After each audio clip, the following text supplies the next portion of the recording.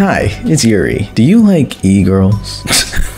Another question. Let's say hypothetically you're snapped back to May 25th, 2018 before the world burned and you're playing Detroit Become Human. And for the very first time they bring up a survey asking if you would marry an android. Did you answer yes? Well, whether your answer was yes or no really doesn't matter in the grand scheme of things because it has nothing to do with the game we're going to be discussing today. Nier Automata, a game that most describe simply as a masterpiece. From its brilliant musical scores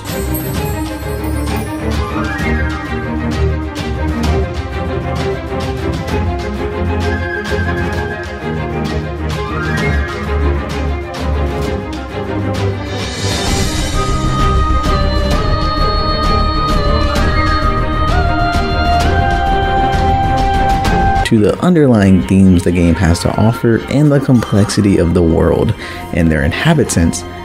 And it's also a game that I've never played and I've known little about. But with the recent anime launching and seeing some interesting clips on Instagram, I thought I'd finally give this game a shot. And holy fucking moly was this game worth the shot. Due to the nature of the game and my knowledge on it, I will be treating this first analysis as somewhat of a blind playthrough. I really wanted to capture the thoughts that were going in my head before I researched on the game. And one final thing. Thank you guys so much for all your love and support on the last video. It's sitting pretty at 10K views and is easily one of my most liked videos to date. So I really wanted to share my thanks, my gratitude. It made me feel great knowing that you guys loved it, and I just thank you. All right, enough of that. Nier Automata, show me what you got.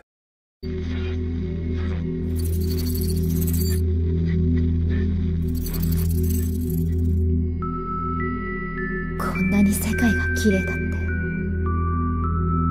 気づかなかったな。司令官からの命令で 2B さんのメンテナンスを担当することになったんです。これから定期的にチェックしますね。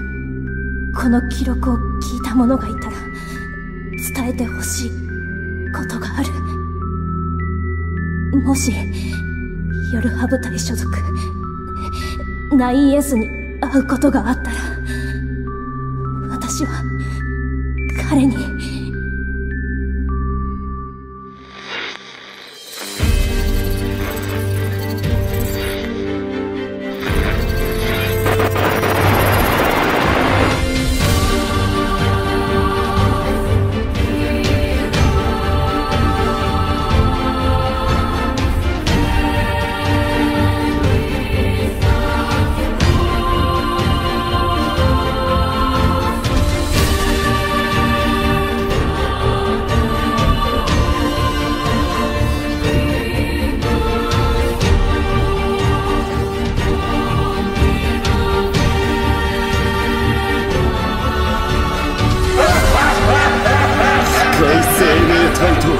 アンドロイドは同類と言えるな。ポット1号さんに命令。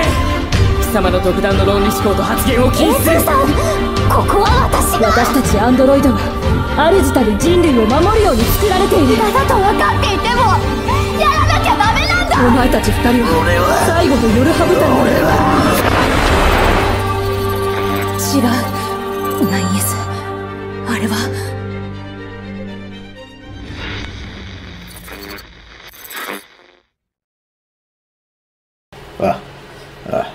Hey, I think the neighbors think I'm selling dope. Selling dope. Motherfucker, I am. As a way to just break theatrics, break the production a little bit. From the last from what y'all just saw me talking, that was like 2 weeks ago. When I tell you school really fucked me up, bro, god damn.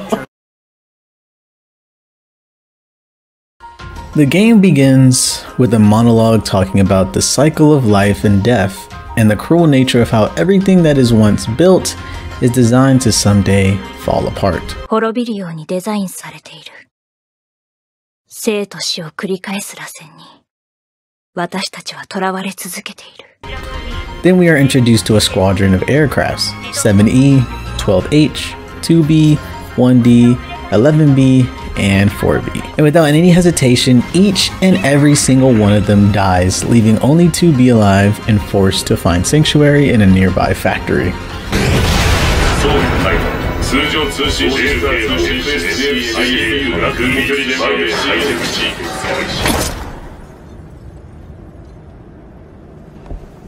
近距離攻撃装備起動。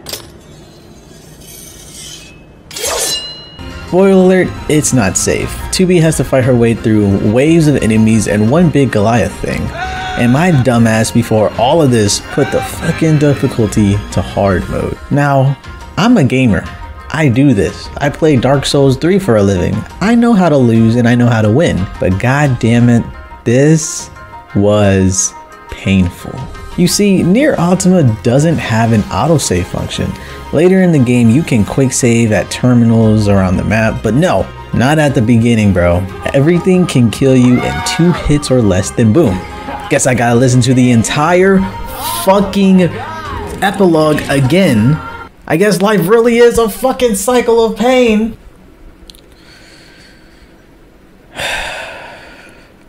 Whoever was cooking on the Nier Automata team, you burnt this one, chief. Anyways, a recon android named 9S comes to our rescue, taking down the machine for us.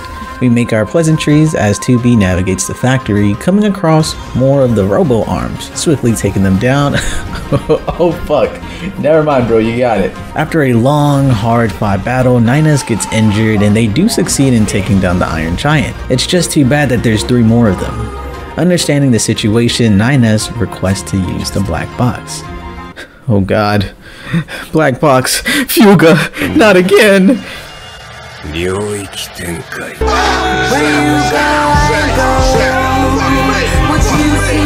Oh.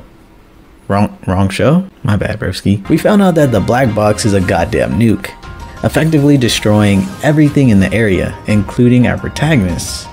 So, roll the credits, I guess. Kidding, 2B's just fine, but the question is how? We meet up with 9S who tells us that he uploaded our memories before activating the black box, but unfortunately didn't have enough time to upload his own. So. 人類に栄光あれ。人類に栄光あれ。 This seems to bother 2B, a characteristic we'll later dive into. Trust me, you're gonna want to keep this in mind. 西暦5012年、人類の華やかな歴史に突如終わりが訪れた。外宇宙から飛来したエイリアンによる侵略。異星人たちの繰り出す兵器、機械生命体によって人類文明は壊滅。生き延びたわずかな者たちは月に逃げ延びることになった。西暦5204年、衛星軌道上に敷設された基地群よりアンドロイドを使った反攻作戦が開始される。十数回に及ぶ大規模降下作戦を経てもなお決定的な打撃を与えるには至っていない。この膠着状態に陥った戦況を打破するために君たちYorHA部隊は存在するのだ。最終決戦兵器としての役割を果たしてほしい。はっ、承知しております。健闘を祈る。人類に栄光あれ。人類に栄光あれ。人類に栄光あれ。2B and 9S talk to the commander who gives them a mission to go to Earth's surface and get in contact with the reconnaissance group stationed there. Once arriving to Earth, the plants and vegetation can be seen taking root in all over the buildings of the old world, and despite the machine's invasion, the Earth looks beautiful. Oh look, there's even wildlife! Okay. 2B and 9S make it to the camp and are told that many people around the camp need assistance and that strange machine activity has been sighted in the desert. These machines are indeed strange. They can actually speak.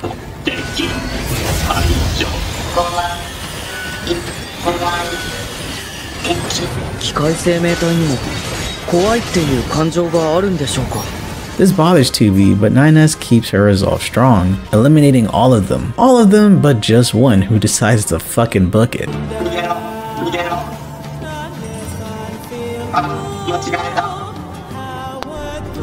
Is this nigga serious? The robot leads us to a den of machines, emanating human behavior. ただ人間の言葉を真似しているだけだよ。破壊しましょう。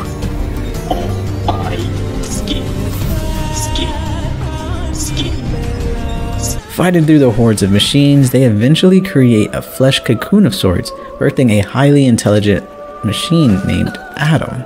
And later that fight, after seemingly defeating Adam, another machine is birthed named Eve.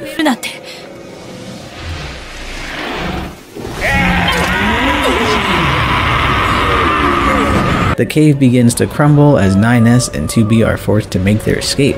Well, that was weird. We probably should report back to the commander. Let's see what she has to say about this. Oh, you said go to the amusement park and rescue some androids? Not kill the highly intelligent machines, Adam and Eve?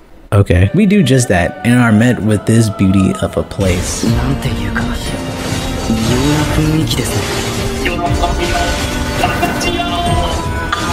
An absolute banger of an OST, and the machines are quite strange. Some attacked while you can speak to others. They make their way through the amusement park after killing a tank. Okay. After killing a tank for the first try, 2B and 9S discover the source of the signal.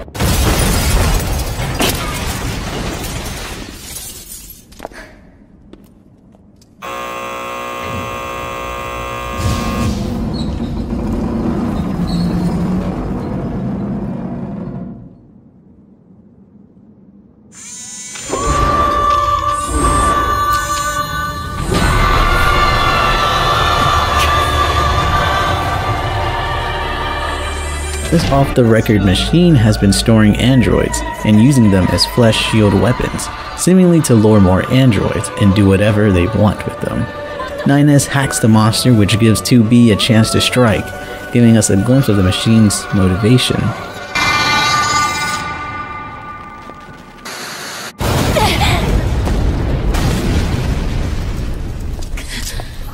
However, that's all we get. For now. ねえ 2B 何？あの機械生命体なんだか不思議なことを言ってました。まるで感情が。機械生命体に意識なんかない。そう言ったのはあなたよ。9S。As they leave to report back to the bunker, they come across a friendly machine who leads them to their village, where they meet Pascal, a pacifist machine. During their little chat, guileless attack once again. No time to point fingers, however, 9S and 2B take care of the problem. The guileless decides to Uno reverse on them and self-destruct.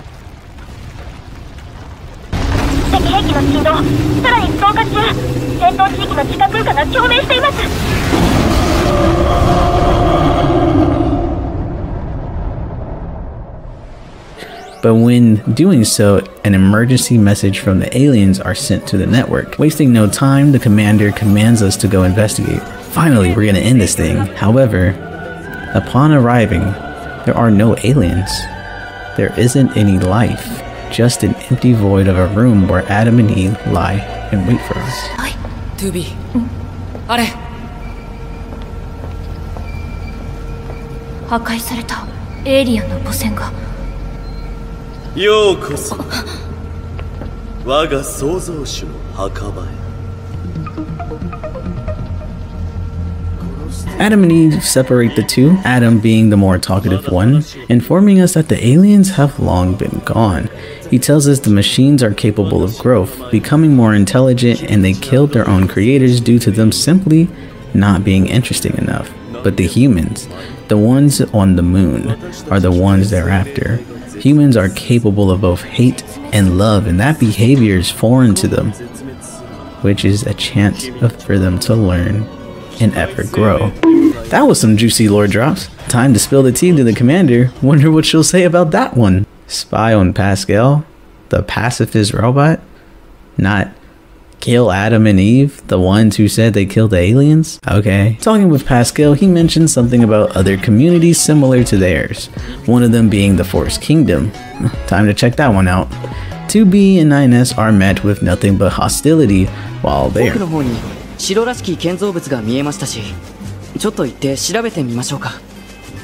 Finally reaching the king, it's just a child. Too bad an android comes down and kills it immediately, a YorHA android by the name of A2.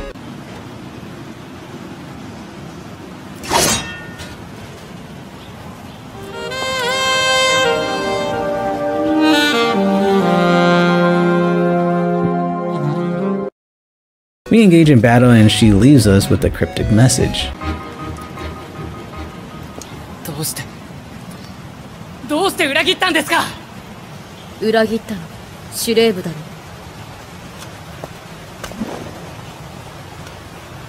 Finding out the fugitive's name is A2, 9S and 2B ask Pascal about her, but sadly Pascal doesn't know much. While on their research, the commander tells them to help aid a fight happening on the coast of the city. We take our flight units to the sky and engage in yet another aircraft shooting session. Woo! Well, at least it's over. ちょっと待って、まだ大型の敵反応が残ってます。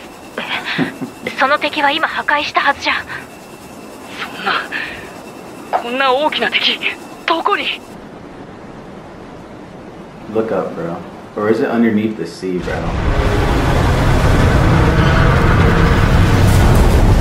Oh my god. 何あれ？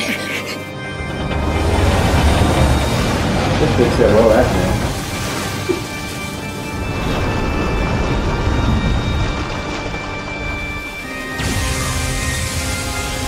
Oh, come on. I haven't saved.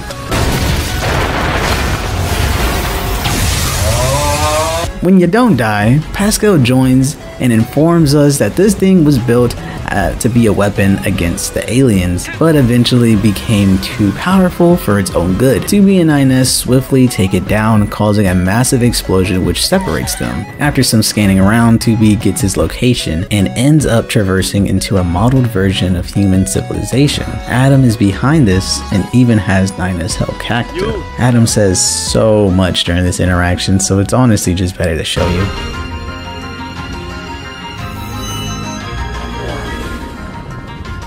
だから私は命を懸けて戦うことにしたんだ。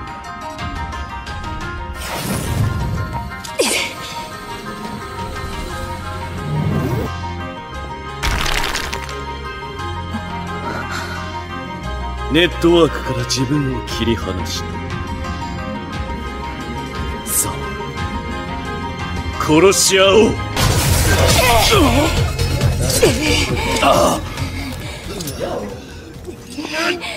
これが宿法。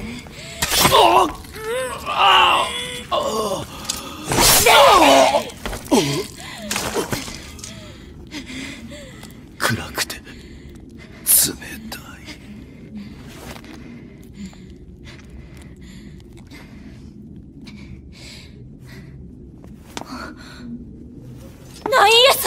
9S was pretty damaged, so 2B will be flying solo for a bit. So far, we've seen the complexities of humans through each machine encounter.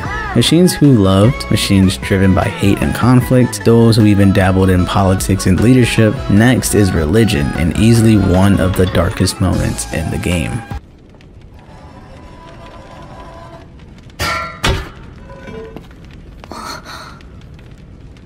教祖様は神になった。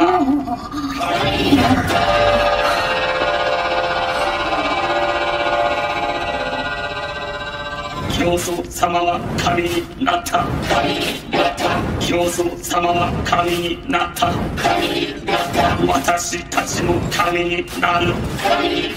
私たちも神になる。君たちも神になる。君たちも神になる。君たちも神になる。みんなで死んで神になる。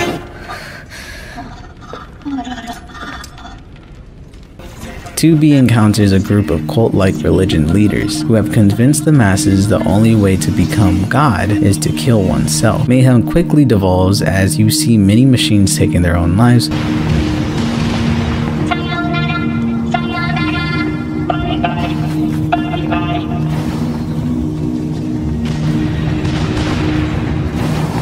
while many others are scared and devastated by the outcome. After managing to escape, we get this cutscene.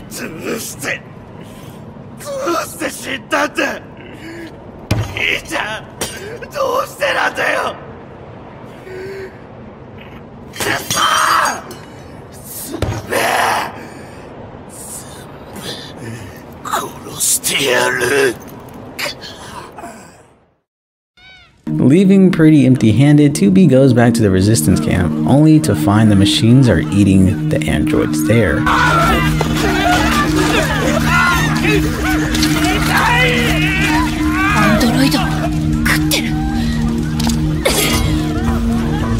An all-out attack is set upon the world, but hey, at least 9S joined the battle once again. We come to find the person behind it all is, of course, Eve himself. After a long, drawn-out fight between the gang and Eve,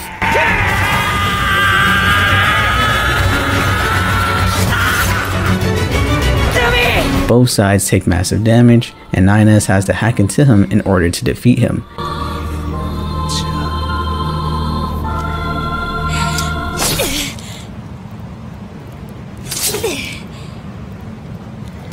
Giving us our conclusion to this entire ordeal.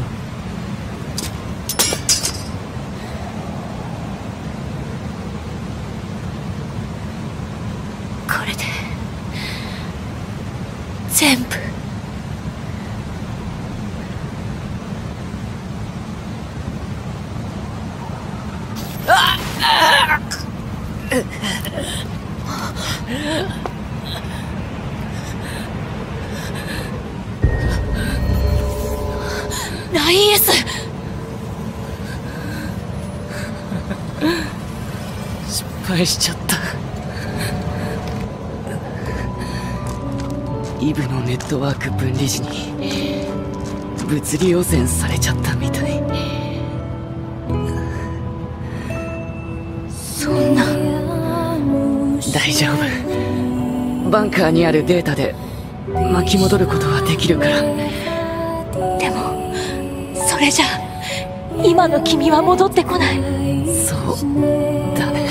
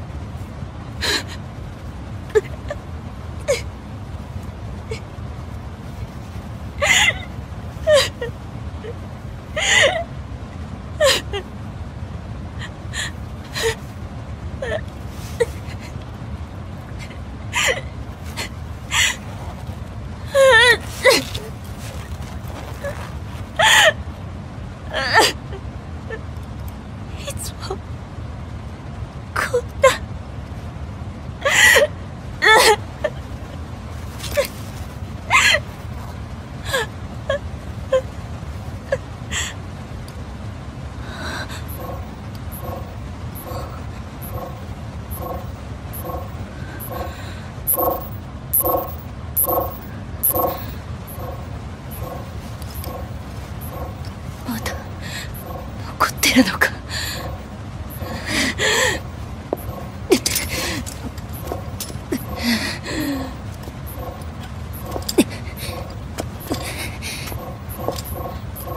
こんな機械。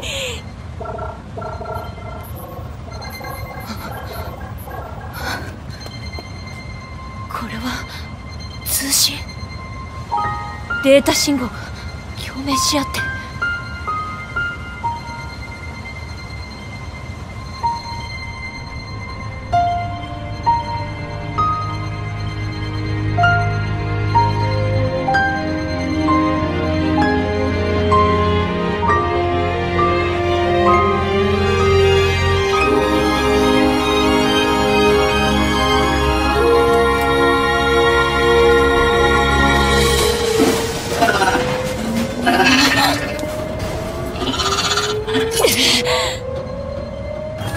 ちょっと待って、2B。君は。僕、パーソナルデータを機械生命体側に残していたみたいで、なんか気づいたら周囲のネットワークの上で自我が再形成されたんだ。こうやって複数の自我が統合されていくのは貴重な体験だから記録しておきたいんだけど、まだ保存領域へのアクセスができてなくて、とりあえずこの辺りにある敵のメモリーに多重化して保存しておいた後に、僕が自分のボディに戻れた時に。よかった。うん。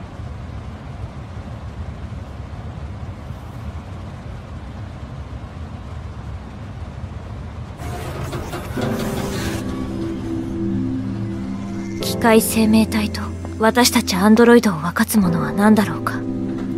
意志と感情を持つに至ったロボットたち。彼らが死の間際に振り絞る最後の叫びが、今もまだ私の中に残っている。I feel like I'm losing hope in my body and my soul and the sky. It looks so ominous. And as time comes to a halt. Wow, what a beautifully bittersweet and unfinished ending. Good thing we have a whopping 26 other endings A through Z. Though in this video, we're really only going to be focusing on endings A through E. But before diving into the next ending, I'll use this time to get some things I've noticed off my chest.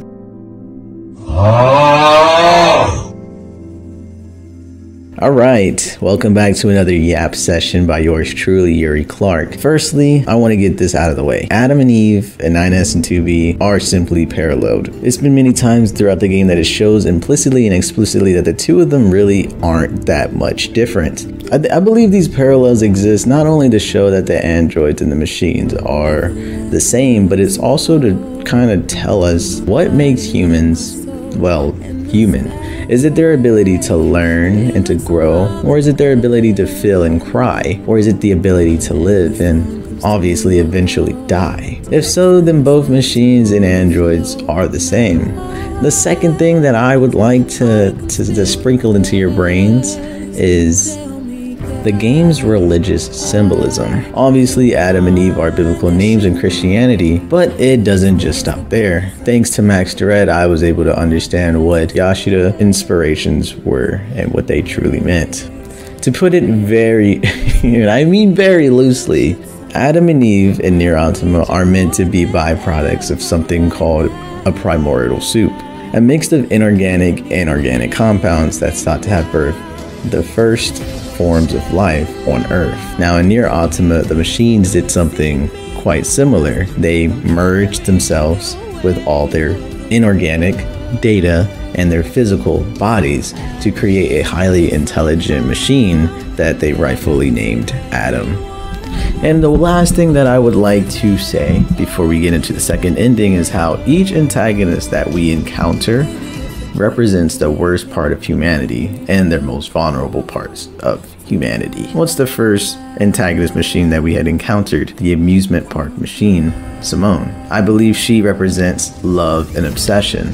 It's common for humans and people to be obsessed and looking for this love. They'll have this high expectation for love, and when it doesn't go exactly the way or exactly the way they fantasize about it. It leaves them broken. It leaves them looking for something so unattainable, and I believe that is what someone's supposed to represent. Also, Adam and Eve being machines driven on conflict, violence, and anger. A big part of Adam was misunderstanding human behavior. He would see these data from the old machine archives and catalogs, and he would study the human behavior, how they're able to show love and compassion, yet in the same swing, they're able to kill and murder and do everything in the middle. He believed that the most vital part of humanity is conflict. And how can you blame him? If you look in the past of humanity, they just simply are always fighting. He believes the best way to represent themselves is through violence, is through achieving life and death. And the Forest King. The Forest King is a quick look into how the robots were trying to create politics, a monarch. This whole time they're saying protect the king. They're throwing themselves at an android knowing damn well they're going to die. You get all the way over there and it's just a baby. They're protecting a baby that they're calling the Forest King. And the superficiality of human construction and how these people, how these machines idolized this one individual, which caused them ultimately their lives and their civilization. And of course, the cultist robots. I believe that this is showing the worst parts of religion. Obviously, having a martyr of sorts be at the top and successfully convince that these people that killing themselves would turn them into gods, trying to force themselves to do something similar to what Adam did. And obviously, a lot of them believe in it. And then there are some bystanders who are hurt by it, traumatized by it. They just wanted peace. They wanted to follow this martyr that they looked up to. And in the end, it was really just for their own selfish ego.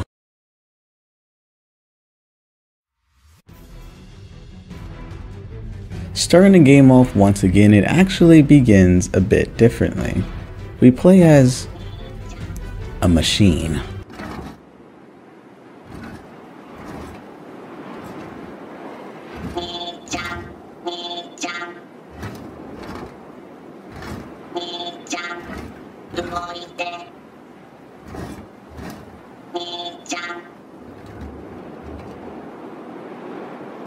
Who is seemingly had just lost his brother and tries to take care of it by pouring oil on its corpse. We're actually shown to be playing 9S and getting his point of view of the events that transpires while playing as 2B. 9S is making his rounds from factory to factory, doing what he does best, hacking the mainframe, aka the defense systems. I don't know why I want to. 2B is in need of help and 9S comes to the rescue, but you already knew that. Due to them being partners, they experience a lot of the same things. So I'll fast forward to little Easter eggs and when their perspectives differ. First off, 9S does in fact have a little crush on 2B. During his maintenance on 2B, we get this little snippet. ありがとうございます。これでオプションの設定は完了です。なんだ。勝手に心拍数が上昇してる。なんだこれ。俺、正常値に戻った。During the battle with Simone, once it's defeated once again, we'll get a grander insight on what this machine represents.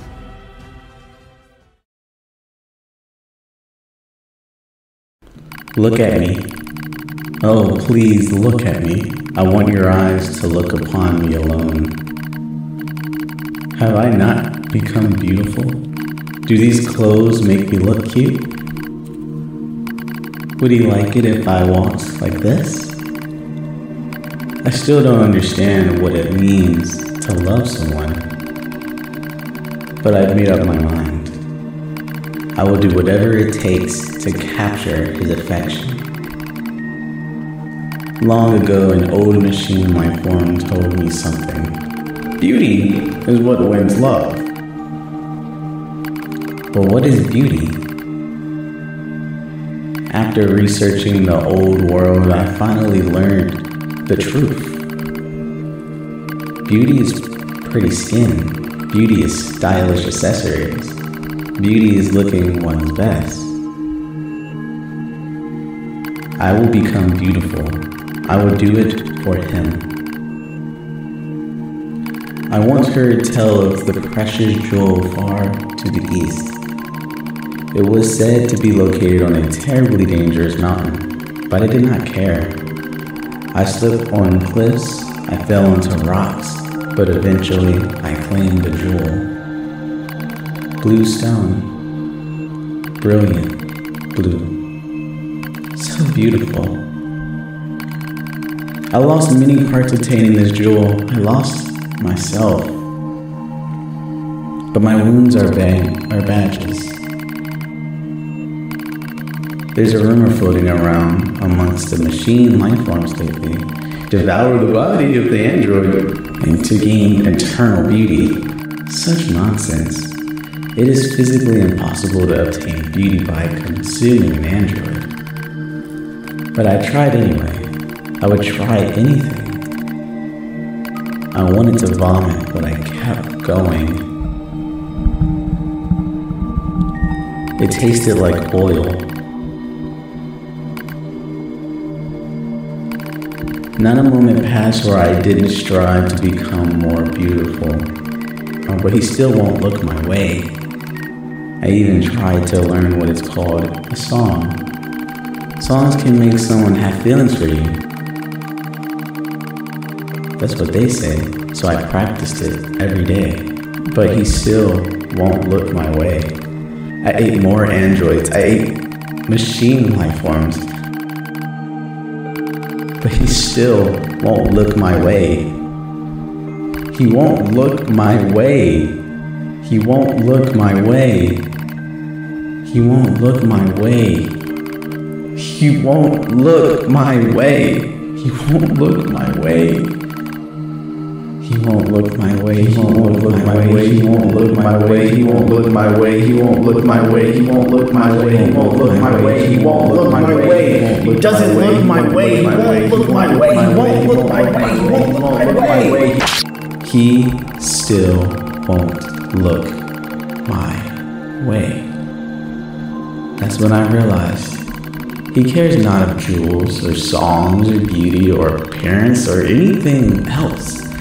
I cannot win his love. Why have I done this to myself? Meaningless.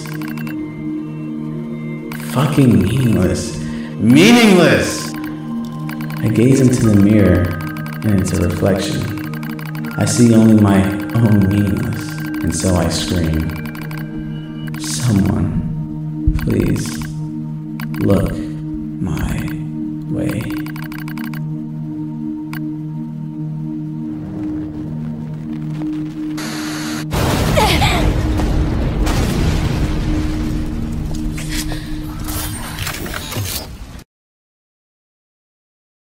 What 2B only saw, as I presume as a glance, Nines being a hacker, saw her final memories of sorts. How she became what she became, how desperate for love, desperate for recognition, desperate to exist, desperate for an identity. Unable to make anything original for herself, so she opted to study the human definition of beauty, throwing everything at the wall until something stuck. A jack of all trades is a master of none. So the next bit of information before the story's perspective changes are the events in the Forest Kingdom, with 9S were shown how it was founded.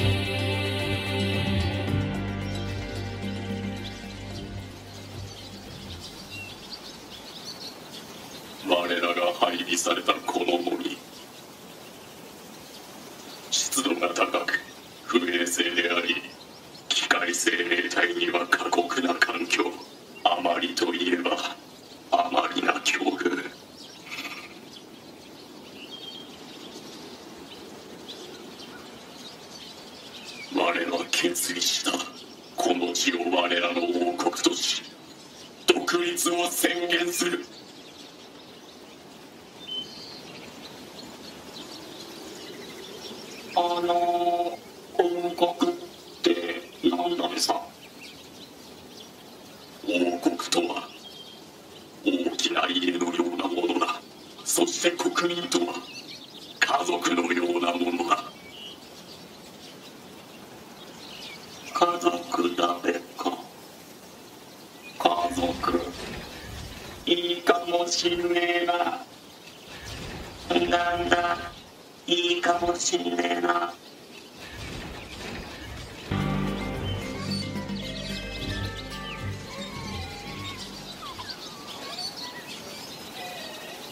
王様が死んじまったね。わしらにエネルギーをくれた王様が、優しい王様が死んじまったね。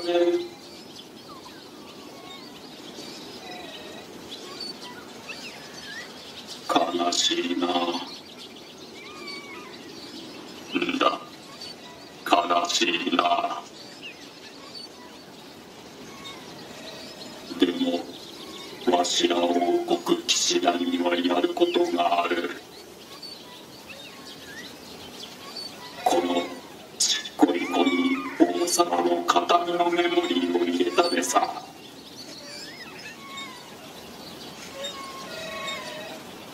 この子を次の王様に育てる大事な任務だべ。王様ちっとも大きくなんねえな。そうだな、王様ちっとも大きくなんねえ。All that for their precious kingdom to just be killed in mere seconds. I believe that this whole section here is just to kind of have a conversation on the human civilization, modern culture, and how we idolize an individual so much to the fact that we make them as gods. Soon after the Forest Kingdom quest and after defeating the huge machine kaiju, the story perspective truly changes from here. After the massive explosion, Ninas gets pretty banged up, resulting in him having to do some emergency memory protocol, so to speak. Successfully remembering who he was, he awakes to find his knight in shining armor, 2B standing over them as they head back to the bunker. While back at the bunker, Ninas does some self-hacking, self-maintenance, whatever he's up to. He encounters a blocked file and let curiosity take over, ultimately finding out about one of the game's many plot twists. But before he could fully ingest the information, he gets a notification that 2B is in trouble. During this time, 2B is dealing with the machine cultist group, and Ninas hacks his way into the facility to help her out. After making sure 2B was okay, Ninas goes to the commander to get some answers on what he had just found out about. 聞きたいことがあります。司令官。YorHA計画の中に月面人類会議の設立記録がありました。これじゃ順番が逆です。まるで僕たちYorHA部隊が人類会議を作ったかのような。その通りだ。月面の人類会議サーバーは我々が設置した。じゃあ人類はもういない。正確に言えば人類は月には行っていない。月からの通信はプログラムで用意されたダミーに過ぎない。月に残っているのはわずかな人類の遺伝子情報だけだ。なんでそんなことを。異星人が襲来した時にはすでに人類は滅亡してしまっていた。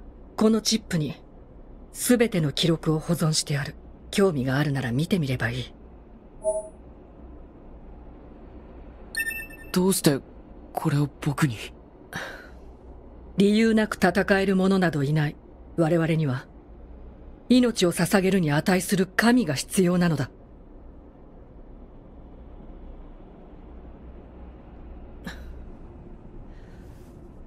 自分で決めるんだな。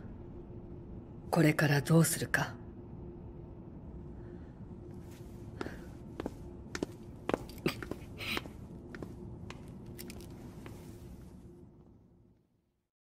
Now Ninas is faced with a difficult choice.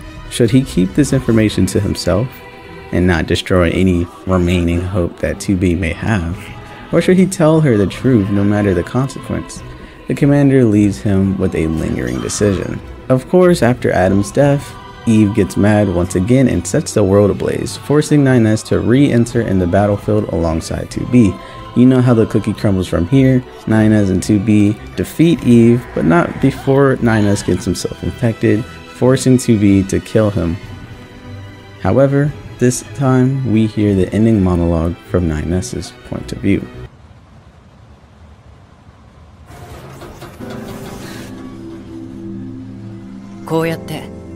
アダムとイブをめぐる最後の戦いは終わった。この戦いは戦局に大きな影響をもたらすだろう。僕と 2B の戦いもこの後まだしばらく続くんだけど、それはまた別の話。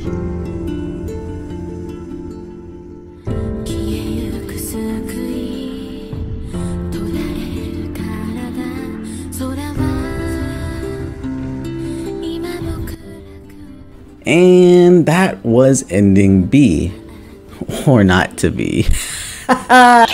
This was a lot shorter of an analysis just due to the fact that a lot of what 9S and 2B experienced were in a pair, so everything I've already kind of touched on.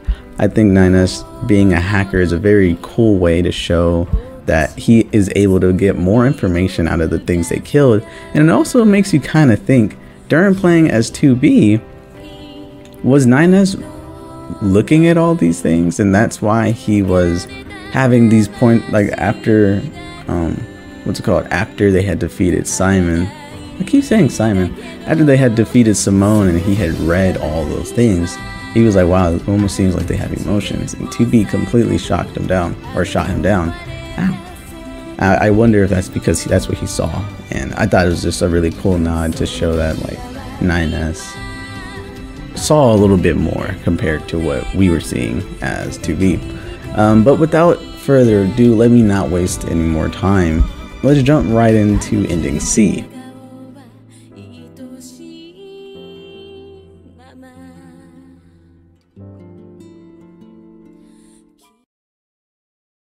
Off the jump, ending C seems to be entirely different, having an entirely different atmosphere. 2B is shown wearing some heavy duty armor as she gets ready for battle. The commander announces that they're having an all-out attack due to the success of 2B and 9S with taking down Adam and Eve. In this ending, instead of focusing on one singular character, we're actually going to be hopping around quite a bit. In preparation of the attack, we switch over to 9S, who has to go around and hack these defensive machines, and rendezvous with 2B on the nearby bridge as the siege begins. The coloration and the saturation is noticeably absent as enemies and fellow comrades die all around them. Suddenly, 2B and the rest of the androids are infected from some type of virus. 9S hacks himself and only then has time to save 2B. The others begin to go berserk, forcing 2B and 9S to use their black box once again and go back to the bunker. However, the bunker isn't safe either. The virus seems to have spread even there, effectively contaminating everyone, even the commander herself. As they flee, 2B and 9S are separated. 2B takes quite a bit of damage while crash landing. Understanding her fate, the virus is still very much present within her. Without 9S around, she's bound to go berserk at any given moment. So as 2B walks through her pain, her objective goes from survival to finding a place to die isolated and alone, so that way she cannot bring harm to anyone she comes in contact with. But I guess she can't even have that because she comes across even more berserk android units. But in the nick of time, A2 comes to save the day.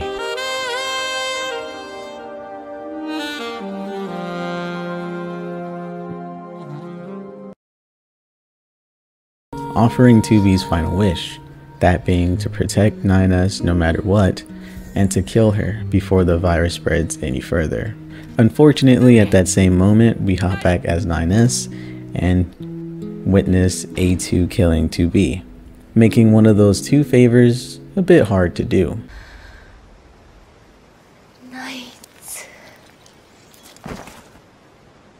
Seeing 2B die and uttering the name Nines, which is a callback from the very first playthrough where Nines had asked 2B to call him Nines. Nines goes berserk, swearing death on A2 only to be separated due to a tower erecting out of the ground, causing the bridge that he was on to collapse.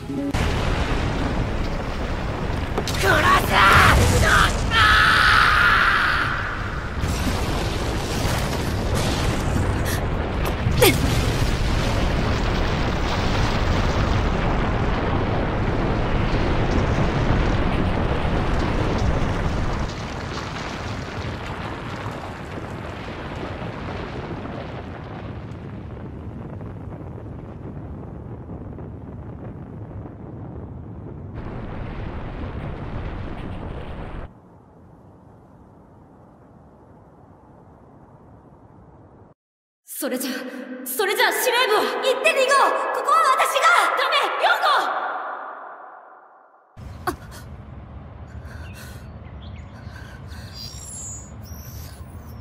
号。識別番号 A2 の起動を確認。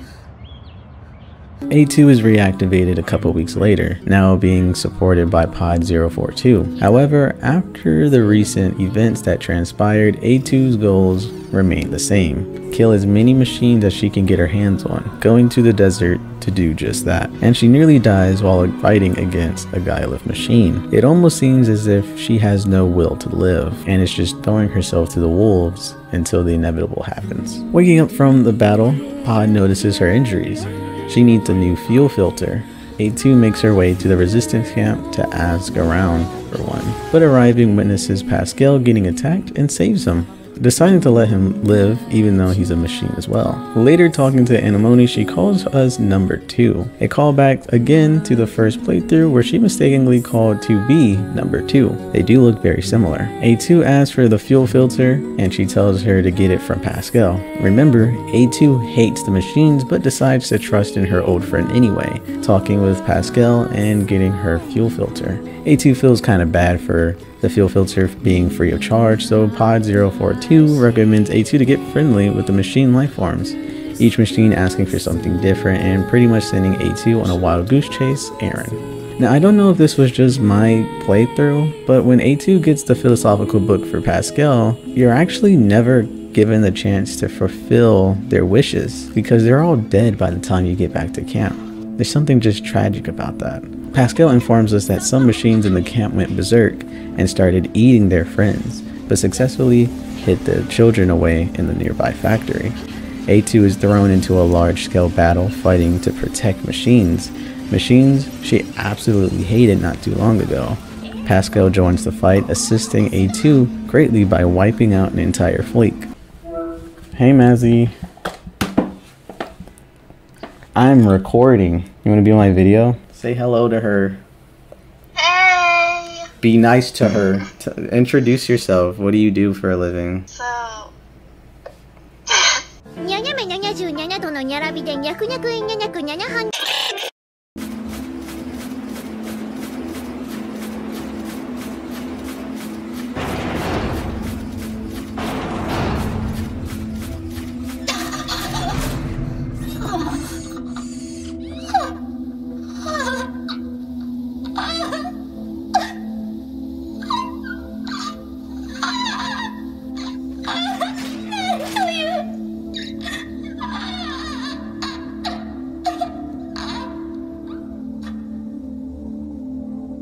They killed themselves. The children took their own lives.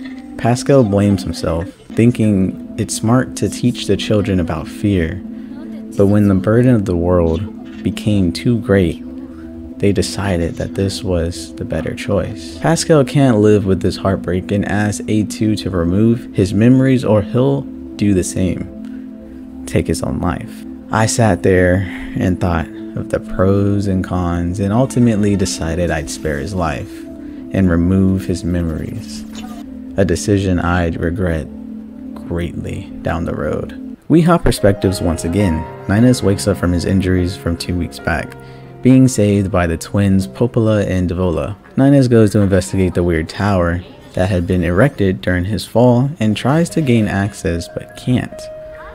He needs access keys, which are planted all over the map. I found this type of behavior a little strange.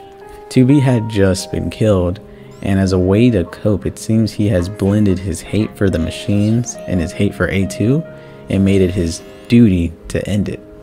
While on his travels, Nines bumps into Pascal, who has his memories wiped. This is exactly what I meant by I would greatly regret my decisions.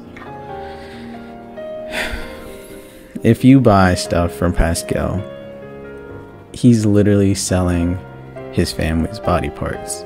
You can buy his children's core. God, I hate this game sometimes, I swear. This one really hurts. This one really fucking hurts. Nines has to go to 3 facilities all throughout the game's map, all being named something different.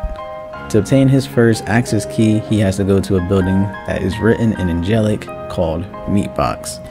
Nines fights his way through the tower, coming across a core. Nines either truly thinks machines have no emotions, or his anger and hate is just outright blinding his logic. Whatever it may be, it's driving him insane.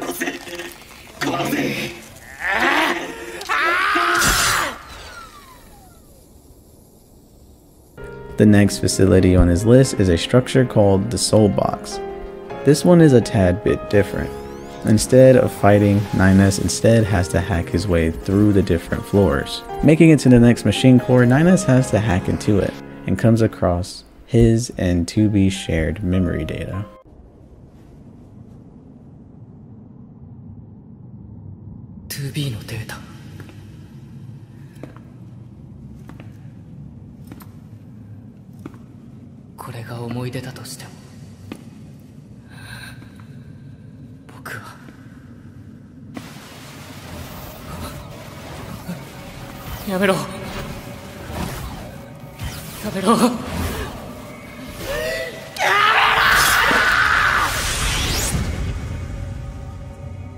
It becomes a boss battle, and somewhere along the way, Nines believes the core is trying to steal his memory, savagely stabbing at the machine core, only to be shown stabbing at 2B's lifeless body.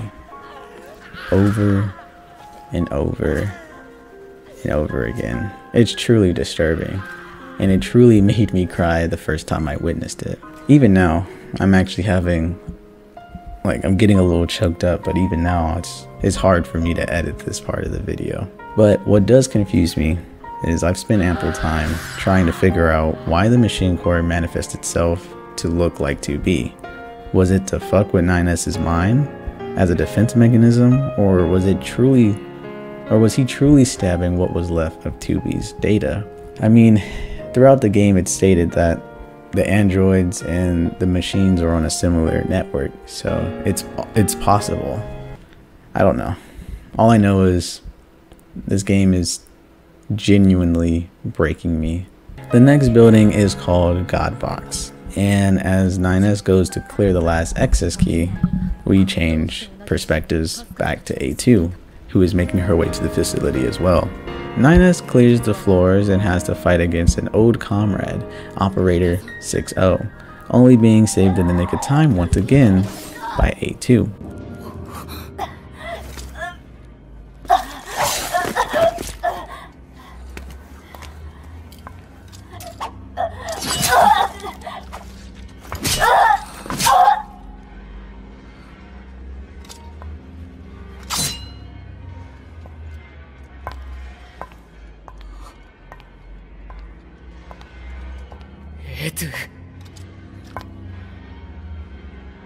優しい人になってほしいと 2B は言っていたぞ。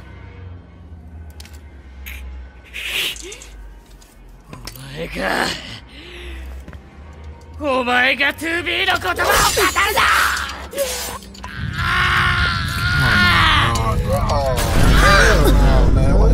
な。Nines soon awakens once again. He now has all the access keys. On his way to the tower, he vows to put an end to the machines permanently, and then he vows to kill A2 as well. Finally unlocking all the towers, Nines is allowed to hack into the main structure, being interrupted by machines, but luckily, backup has arrived. Popola and Devola, the fucking goats.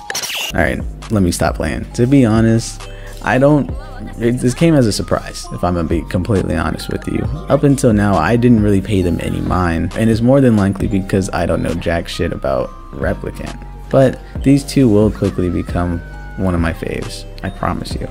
They get the door open for 9S, effectively sacrificing themselves. As a player, you're given a prompt to open their memories. But before I read this, and it's long, so strap in, I actually haven't done a good job talking about these two so far in this video. Devola and Popola are the last of their models. They were, in their words, spared, but still hold immense guilt. Always talking about atoning for their sins and whatnot. I just wanted to point that out because I literally have not mentioned them in the whole video. They just keep having cameos, but throughout the game you talk to them, you do quests for them, and they basically tell you that they used to be like maintenance workers, or like, for lack of better words, maintenance workers, and they were from all the way back before Project YorHA, because they were like the very first Popola and Devola twins, and for whatever reason they got spared, blah blah blah blah blah. We're gonna get into that. Alright. So this is post-editing Yuri.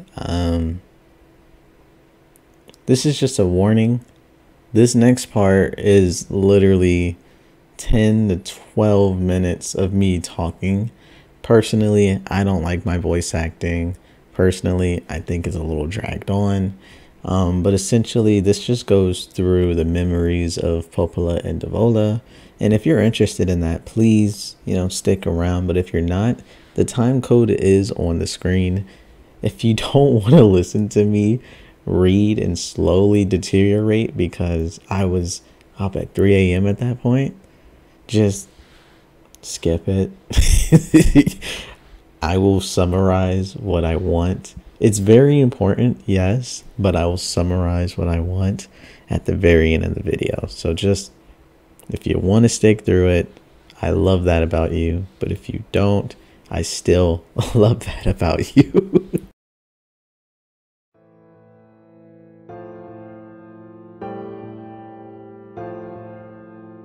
A dusty wind kisses my cheeks. Buried in the sand, we press forward, one step at a time. We have nowhere else to go after all. Because our models, the Devola and Popola models, are defective. Record transitions in the project's initial phase. When first we woke up, there were still people. They had flesh, egos, emotions, souls, and they issued us a single order: function as observers of Project Gashalt. This is the sole mission of the twin Devola and Popola models. It is the only reason we all exist. We were the latest model though. Many companions shared our appearances. There was a sparkle in our eyes, a sense of pride at having been entrusted with humanity's future. And yes, there was anxiety as well. But we existed as a pair. We shared destiny's burden as a pair, and because of that, all hesitation was swept away. Each pair was given their own cities as observer areas. We were ordered to guide the replicants with our own hands, all for the sake of the promised time that would one day arrive. We were the only ones who could handle such a duty. We were observers after all. Ah! Watch out! Devola staggers and falls in the soft yet unforgiving sand. I hurry to her side and sigh with relief when I find she's not seriously injured. Are you alright? Sorry sis, guess I spaced out there for a bit. She smiles, that same weary smile I know so well, as she rubs absently at her leg. It's wrapped in a white bandage. Your bandage is coming undone. Here, let me change it. It's alright, Popola. Come on, we have to go before we lose the light. We won't go anywhere if sand gets into that thing. Now quit whining and hold still. I'll be quick. Devola grunts and turns away. I take it as consent. Soon we are resting in the shade of a nearby rock as I pull the bandage free.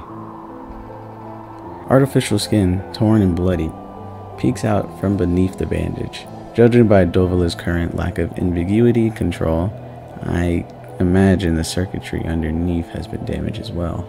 I want to repair this as soon as possible, but I have no tools or materials. and I know I won't find either in the middle of the desert. For now, the important thing is to make sure the wound doesn't get worse. Sorry about this, sis, mutters Devola. The weary smile again. It kills me every time. Don't you dare apologize, I respond. You've done nothing wrong.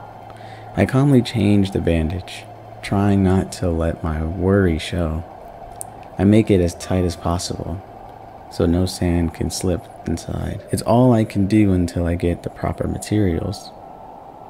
But that's going to be a tall order, considering our condition. I'm sorry, sister. Okay, now you're apologizing. We both apologize, while insisting the other's apology isn't necessary. It's kind of funny in a way. Such a trivial exchange under such circumstances. We laugh together, the sound echoing out across the desert before being stolen by the cool evening wind. Report regarding the increase in relapses. There has to be some way to prevent relapses. Devola's sharp voice echoes through our private quarters. You must be quiet, sister. The replicants will hear us. They wouldn't understand even if they did. That might be true, but regardless. Annoyed at my hesitation, Devola crosses her legs and scowls. The black scrawl took another victim, she says. That's 3 this month. It's spreading way too fast. Let's wait and see what happens. I'm tired of hearing you say that. Her shout makes me jump, just a little, but enough for her to notice, seeing that her eyes suddenly open wide. I'm sorry, sis. It's not your fault. I shouldn't have lashed out at you like that. It's okay. I understand. It's all going wrong. You can feel it too, right? When I was first assigned to Project Gashalt, I was over the moon with pride. But now, my chest hurts just to think about it. If it were to fail, before we knew it, the replicants had gained a sense of self, and the black scrawl started raging out of control. It moved fast, like a wind. Popola and I would go to the observation room and act like it was all okay.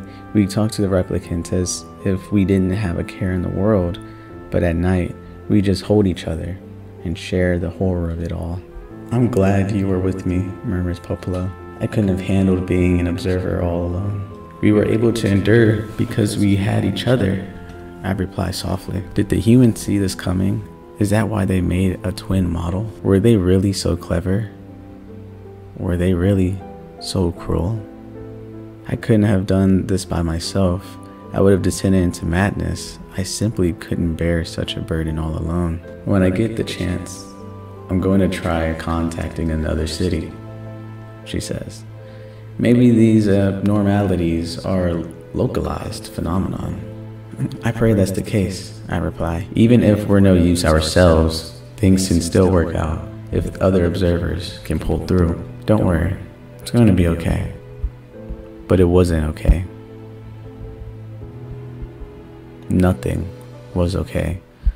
All thanks to a pair of Devola and Popola models from another town. The wind rubs my cheeks, the sand grazes my skin. It's grown cold out here.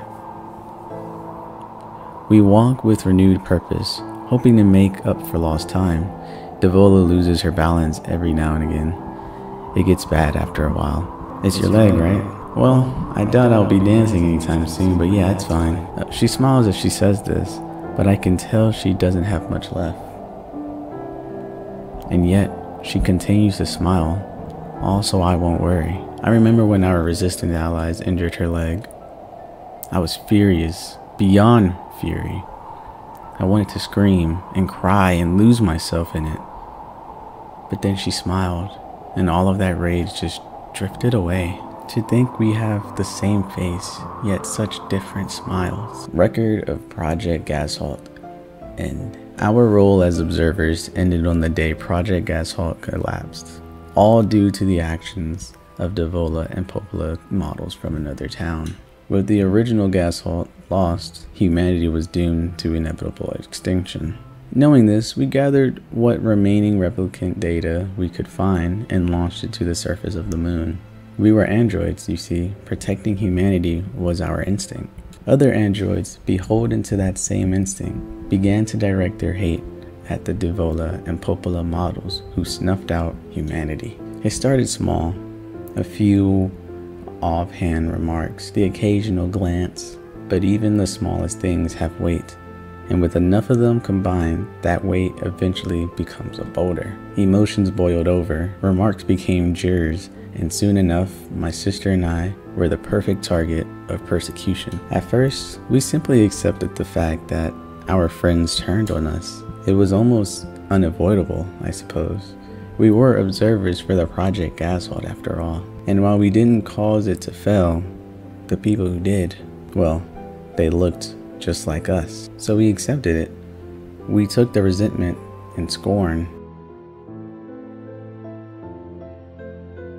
Because as crazy as it sounds, I think we actually felt responsible. We moved from town to town in effort to avoid persecution, but in one such town, my seemingly infinite patience finally broke. My sister, Devola, met with unprovoked violence at the hands of a resistant member. She said something in response to his taunts, something quiet. And though her words were ambiguous, he slashed her leg nearly in two. My vision narrowed. Everything went red. And then she smiled at me. It's okay, sis. There's nothing we can do.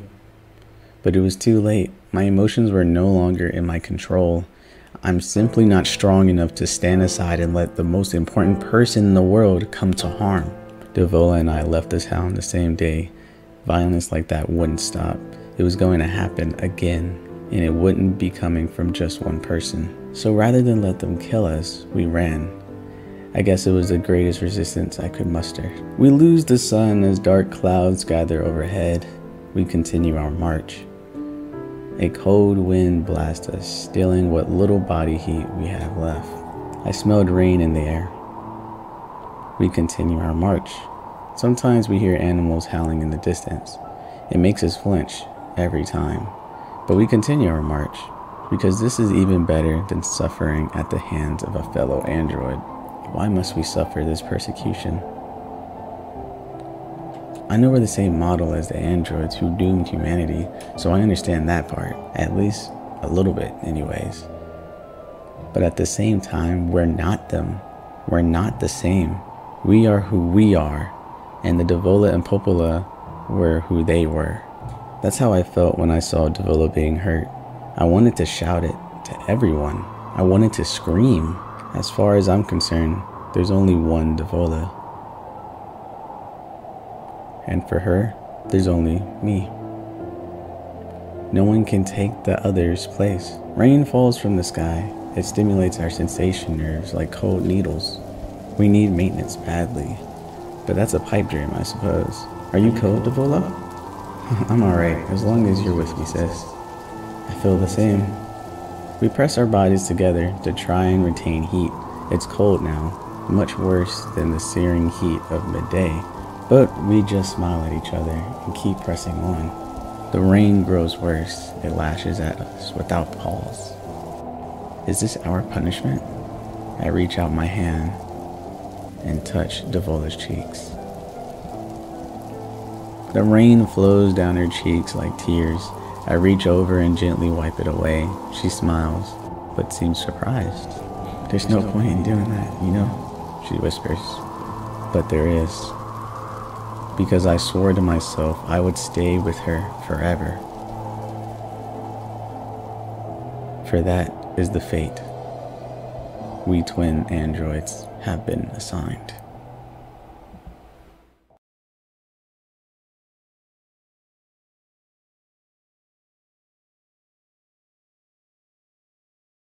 Ninus presses forward within the tower, fighting more androids until reaching a room filled with 2B models. Instead of despairing at the sight, Ninus instead has a very peculiar reaction.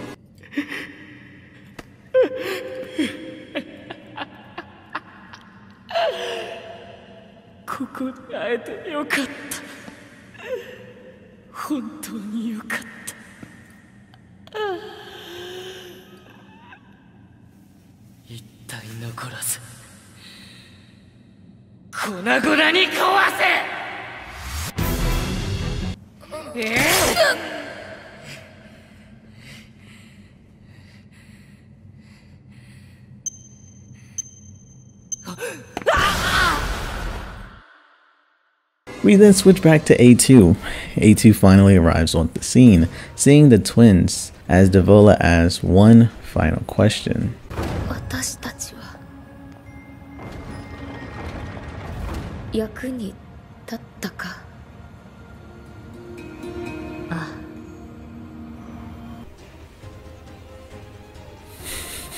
Heartbreaking.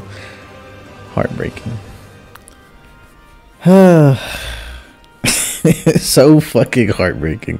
It makes me so angry at how well they get to my soul. Anyway, A2 continues inside, coming to a data library, which holds very important data. One very passage called Operational Summary of Model Number 2 in Project YorHA.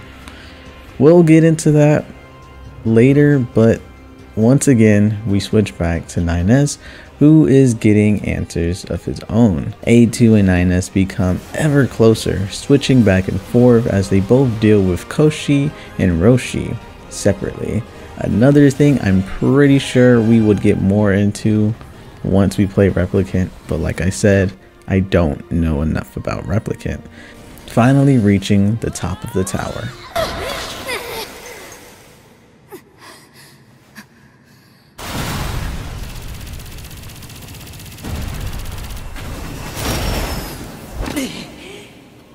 They team up temporarily and defeat the machine, turning to one another after it was finished and start spilling some major fucking tea. この塔は月面の人類サーバーを狙った巨大砲台だ。このままだと人類の残存データが破壊されるだろう。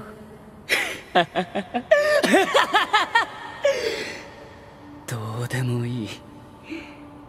もうどうでもいいんだよ、そんなこと。知ってた？僕らはこの世界に必要ないんだ。人類はもう滅んでる。アンドロイドが戦う意味を持つために作られた月面の偽装サーバー。その嘘を守るために用意されたYorHA部隊は証拠隠滅のために最初から全滅するように計画されていた。バンカーに仕掛けられたバックドアは一定時間で起動。司令官も僕も 2B も全部捨て駒だったんだよ。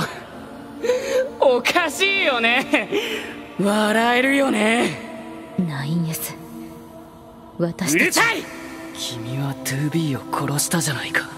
それだけで十分だよ。僕たちが殺し合う理由なんて。2B は苦しんでいたよ。君を殺し続けることを。高機能モデルの 9S タイプが真実に到達することは予見されていた。彼女の 2B というモデル名は偽装だ。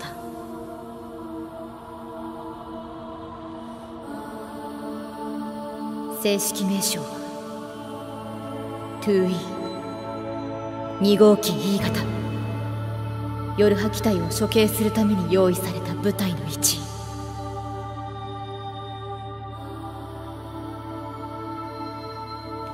本当は気づいていたんだろう。9S。うるさい。うるさい！お前に言ったね。僕たちの何が分かるって言うんだ。推奨停戦。ここで彼女と争うことは。ポット1号さんに命令。貴様の独断の論理思考と発言を禁止する。この命令は A2 か僕のどちらかの生命活動の停止が確認できるまで維持しろ。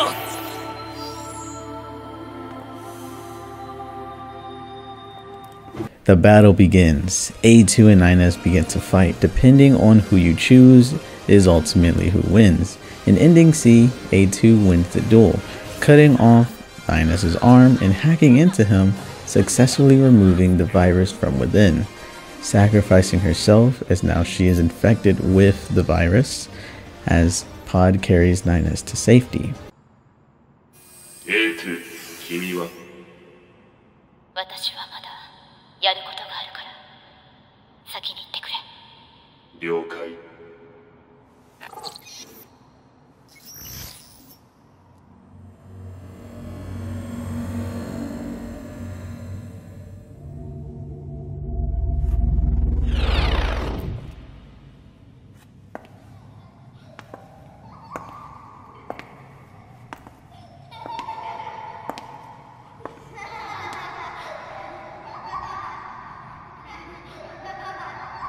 すまないな。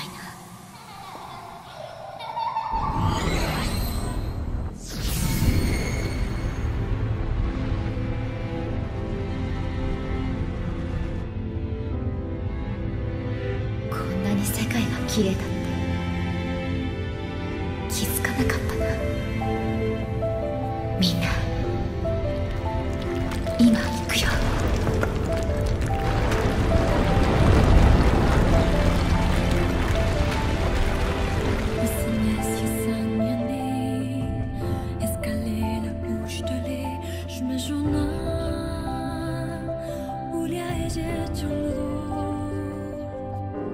And that was Meaningless Code.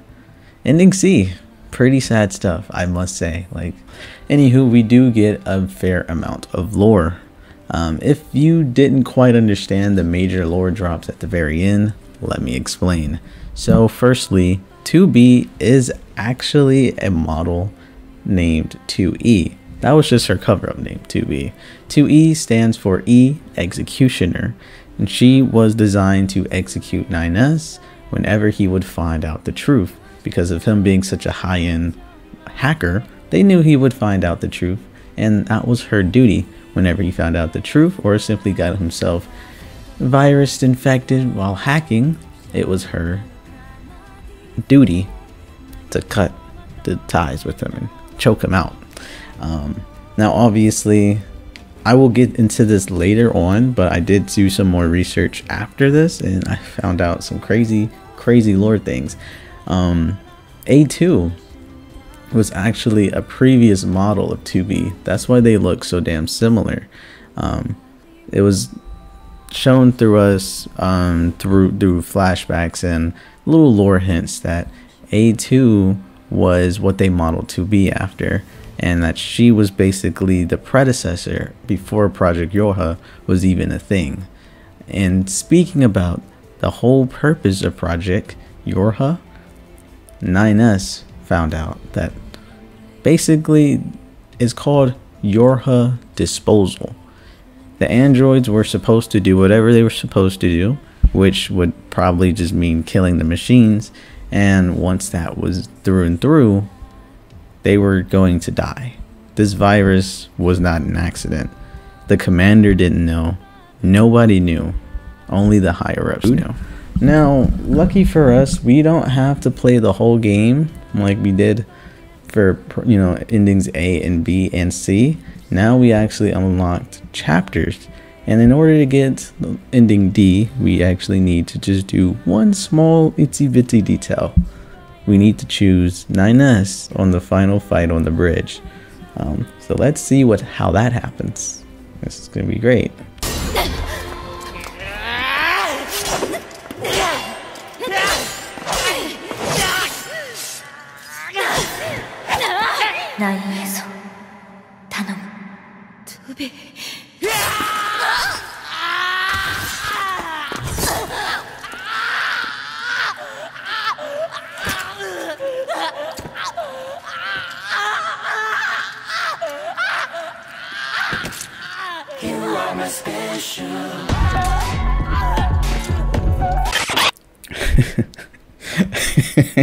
Look, I know that was out of pocket. Jesus fucking Christ. That was like, I think this game genuinely just broke me. Like, I'm not going to lie to you. At this point, I've gone through the 5 stages of grief. I'm just now at this acceptance stage where everything is just unbearably sad. It is so out of fucking pocket.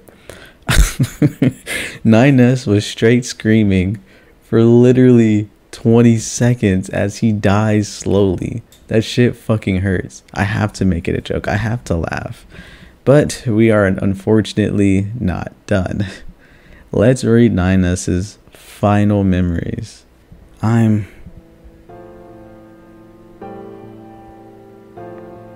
name is 9S, a newly manufactured scanner model, January 30th, 11/9/42.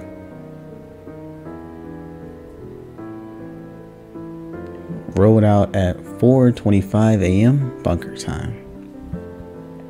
I will fight for humanity with all my strength. The pleasure is mine, Commander.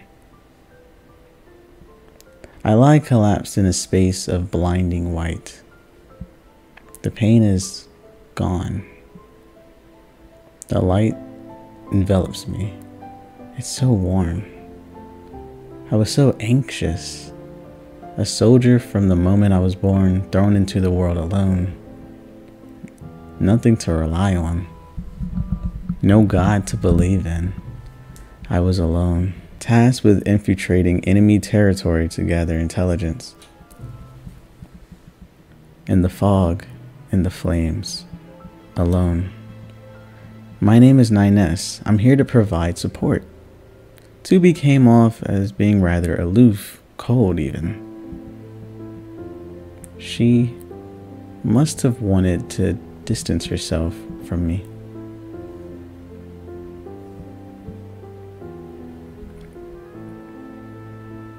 I guess she didn't want to get attached to someone she had to kill again and again and again. But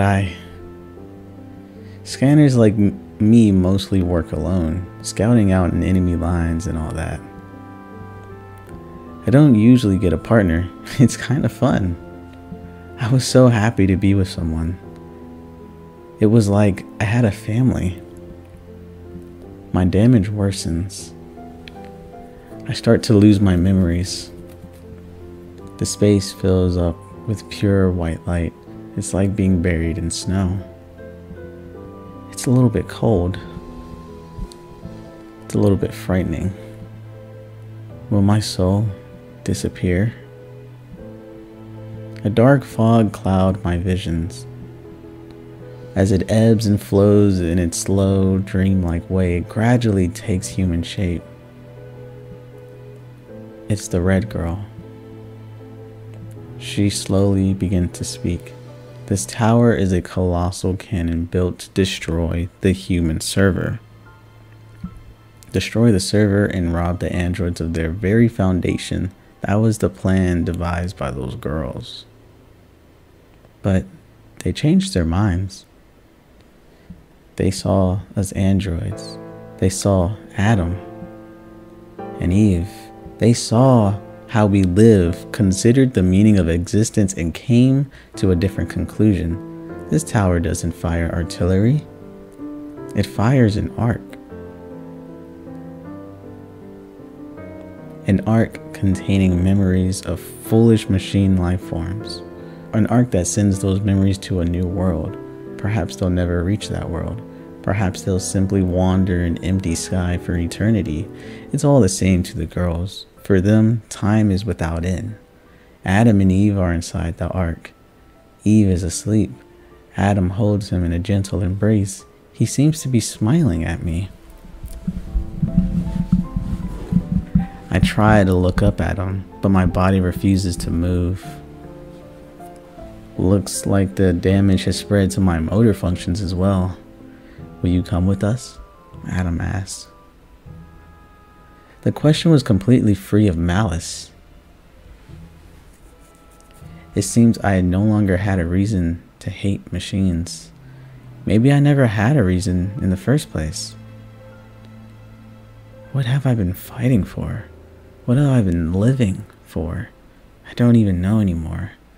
I try to speak my mind, but the words don't come out right. My thought routines are losing cohesion. I can't remember my name. I'm mustering all of my strength. I force out the words. I'll stay.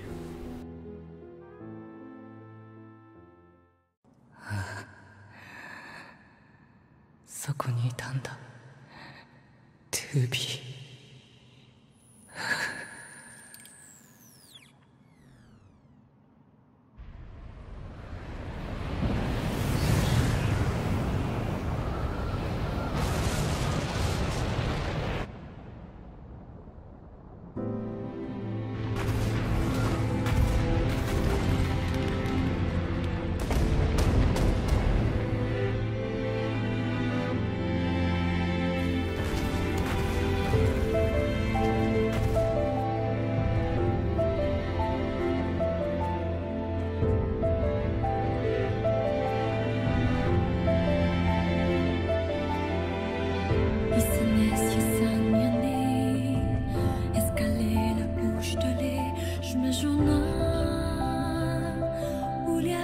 That is a bit to unpack. I'm not really sure what to get from that, but it seems like Adam and Eve went to a type of heaven, one that 9S chose not to go to.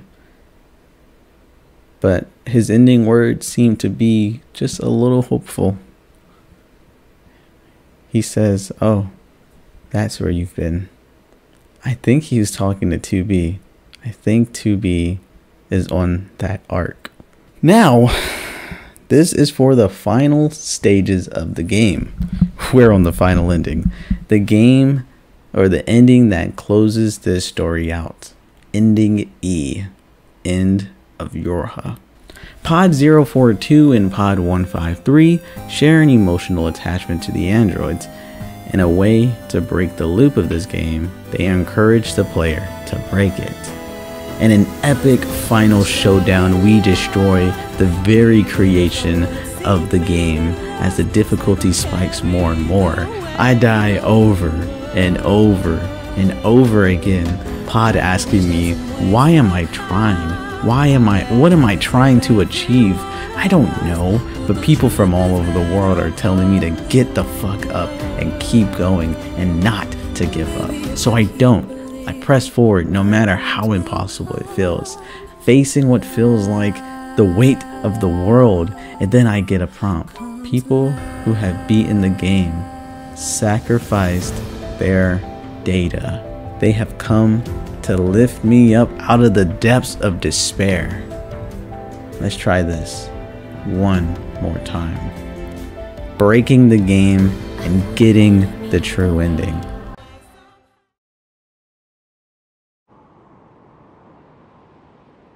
Every の存在は滅びるようにデザインされている。生と死を繰り返す螺旋に彼らは囚われ続けている。だがその輪廻の中であがくことが生きるという意味なのだ。私たちはそう思う。ポット153から042へ。調子はどうか。恥ずかしい。恥ずかしいとは自己犠牲を覚悟して攻撃したにもかかわらず生き残っているからだ。これでは格好がつかない。構わないではないか。私たちは生きている。生きるということは恥にまみれるということだ。その言葉は抽象的で現在の私には理解できない。要解析記録として保存しておこう。ポット042に疑問を提示する。データサルベージは過去の記憶をすべて復元したのか。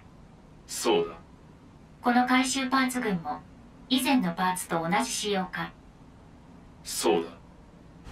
では再び同じ結末を招くのではないか。その可能性は否定できない。だが違う未来の可能性も存在する。未来は与えられるものではなく獲得するものだから。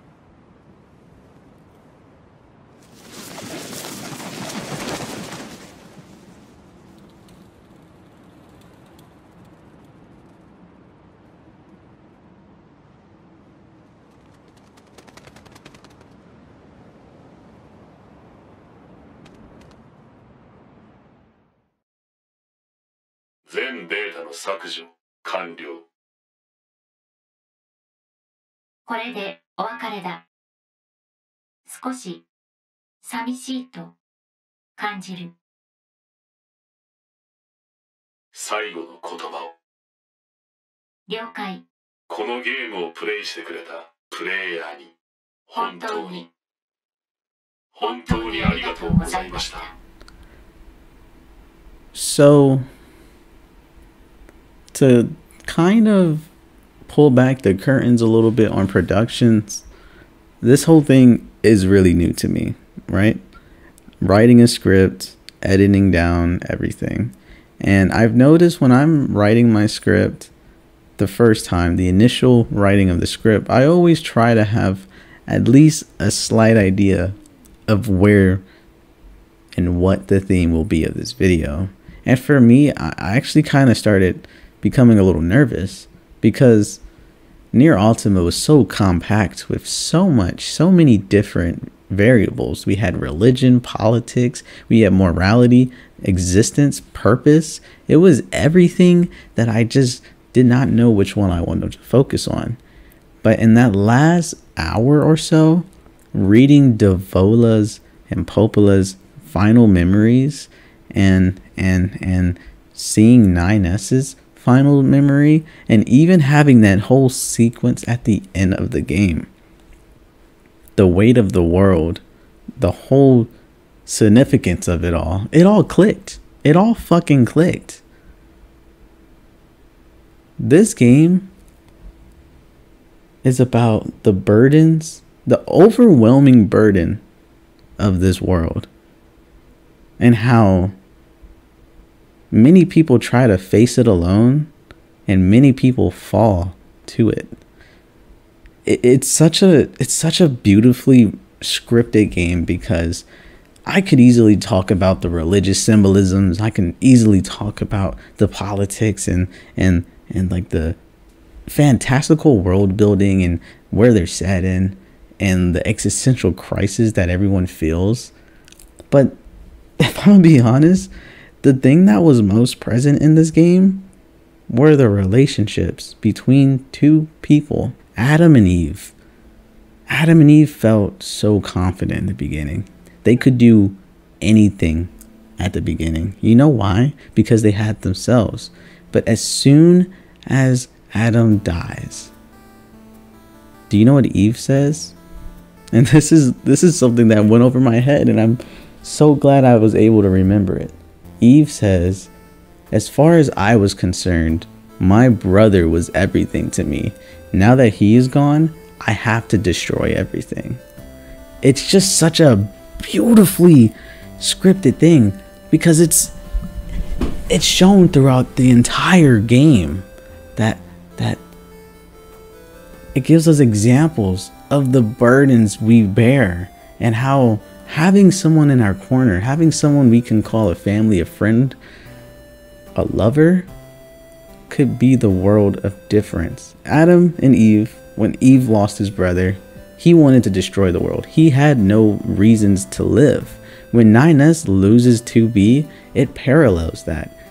9S just starts throwing himself to the wolves, because as far as he understood it, his purpose was 2B. Even if he never explicitly said that, 2B was the only thread keeping him sane.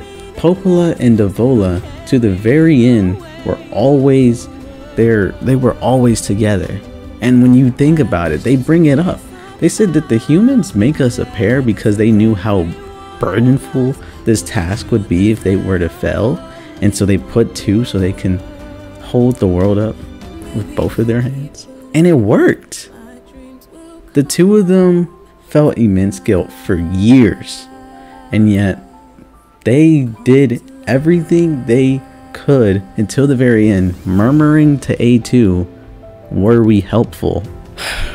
And it goes back to even that. It's not even just the androids or the machines. It's Pascal as well. When Pascal loses his village and the children know fear for the first time, their bubble is popped.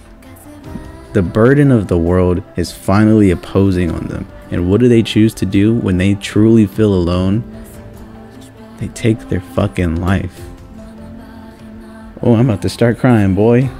I'm about to start tearing up.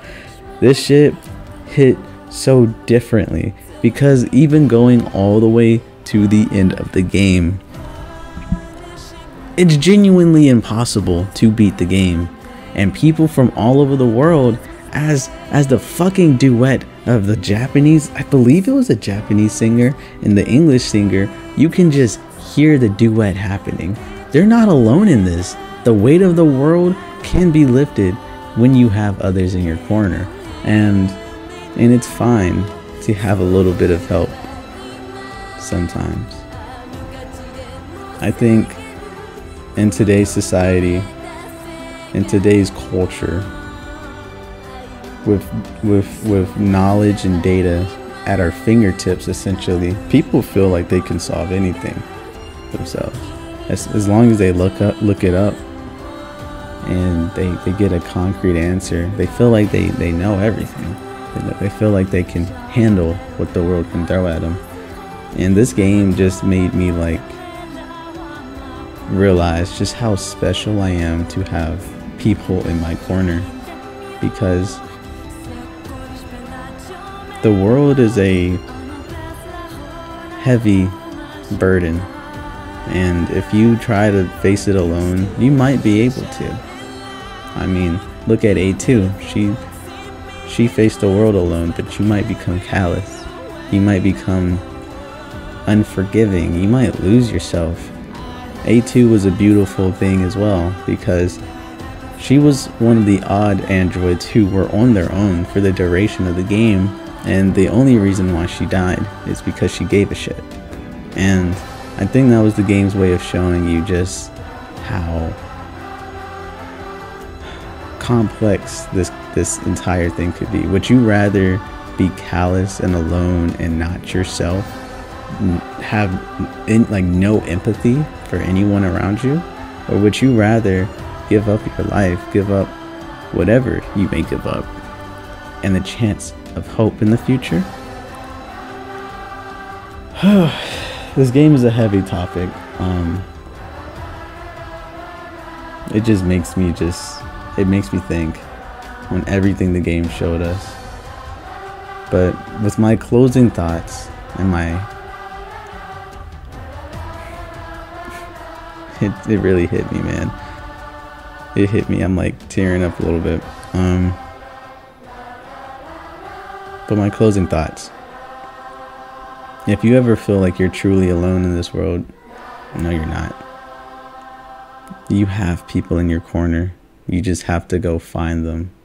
If you ever are in a school setting, a work setting, a life setting, and you just feel like it's really hard for you to get up, give it time. Give it time. There are many people going through the same thing as you. So you're not alone. People know the pain. You just have to call out. And someone may hear you.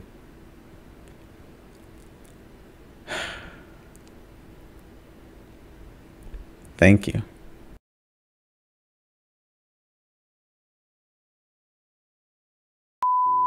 That's what that shit was. Okay, hold on. Wait, so you gotta put your tongue up on your pause. But you gotta put the tongue on the root of your mouth?